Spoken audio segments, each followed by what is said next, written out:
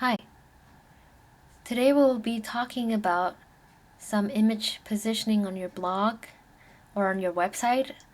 This is part of web usability, just a small element of web usability. What it is, a web usability is, let me show you here. If you go to featured playlist on the bottom of this channel, youtube.com/user/projectcoc, there's a video concerning basic website usability tips. Usability is important for your website to provide an effective and efficient user experience. So this is to make your users happy and comfortable while navigating your website in general. So this is to provide an intuitive, easy presentation to your users.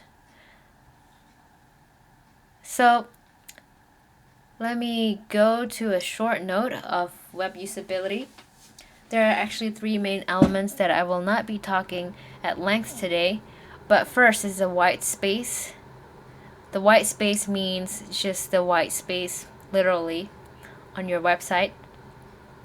The white space actually creates a contrast that will make your main page elements to pop up so that the readers, the users, will draw their attention to whatever you would like to, to showcase or highlight by giving the appropriate white space.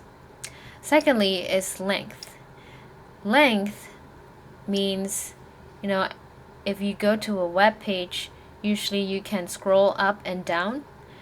So a lot of users do not like to scroll up and down for a long time to search for your content.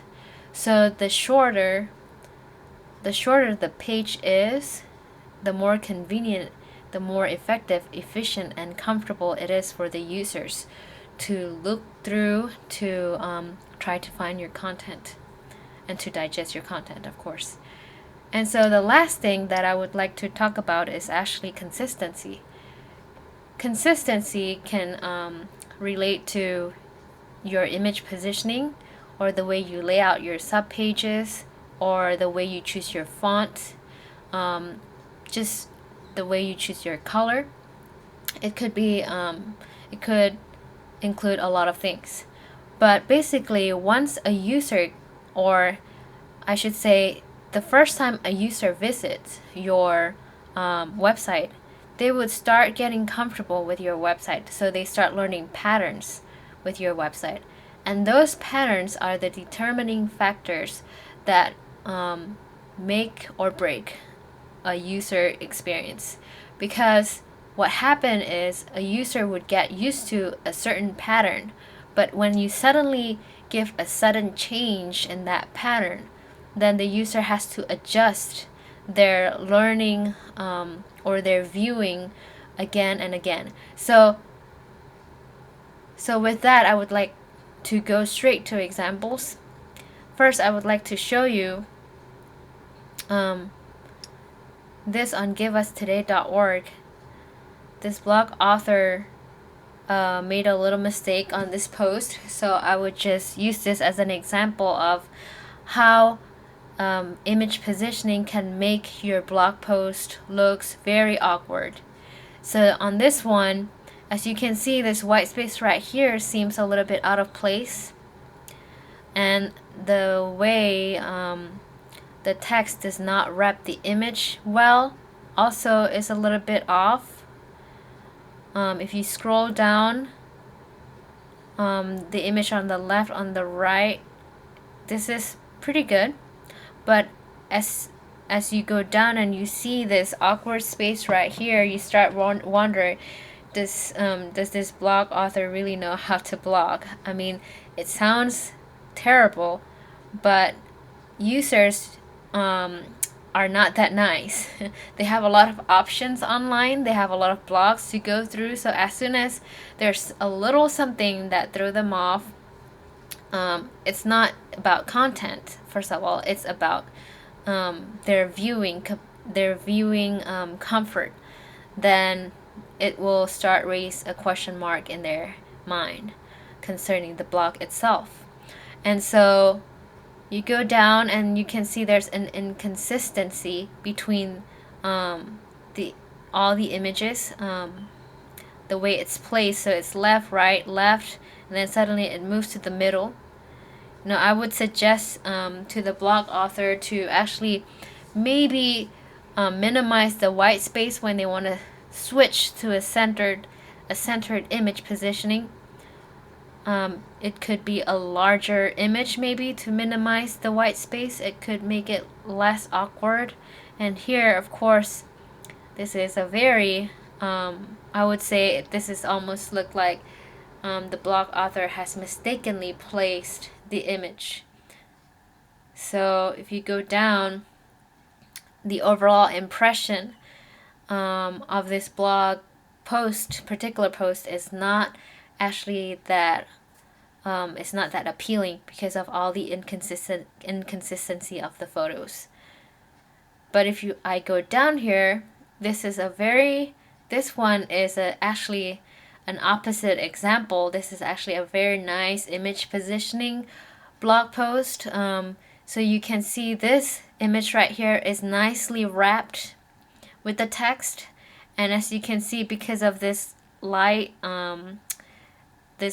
picture, the sky right here, it blends in very, very nice with the white space. If I go down, this one also nicely positioned, is on the right, on the left. It almost looks like a magazine, printed magazine. So I really like, magazine. They studied about all these usability and comfort level to your eyes, all the layout. And so the fact that it looks like a magazine really stands out, and it's very comfortable to the eyes. So as you can see, all these. So you can do a lot of things with your photos and the way you place it, and it affects your entire blog. So I will show you also other options you can do with your image. Another one, that's a creative, just a creative way to play with your images is to use Instagram. You can combine several pictures like this. This is a very, very nicely placed and positioned images. As you can see on this blog, the images, because it's a cooking blog and you want to showcase what you want to do, there's a larger image. But with the larger image, as you can see, it's consistent throughout. This is a showcase of photos of the process of cooking. So this is a very nice image positioning. Just to give you some idea, these are probably 3 different images right here that's combined. You can use Instagram, or you can use Flickr, you can use Picasa Web. They can all allow you to create creative images. Another just a simpler image positioning is this one. All you need to do is to show just one big image at the top. A big image that does not have a white space, an awkward white space positioning. So this image right here is big enough. I think the author might choose a certain pixels to match. The image would actually spread through the entire width of the column of content right here. So you see there's no feeling of, oh, this image is hanging in an awkward white space. There's no such feeling. So it's a good way. It's very clean. You just show the image in the beginning, and then you continue on with your text. One note that I would like to point out is, if you want to put an image, okay, there are 2 different things. The first thing is, if you want to showcase or show like a cooking blog, of course your image tells a lot of story.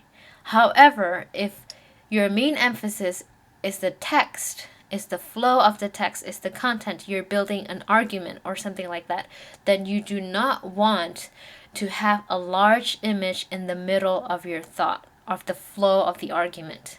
So it's better, like this blog has done, to put the image on the top, and then you just take care of the text afterward, rather than making an image in the middle of your thought, because it will hinder for sure the flow of the content.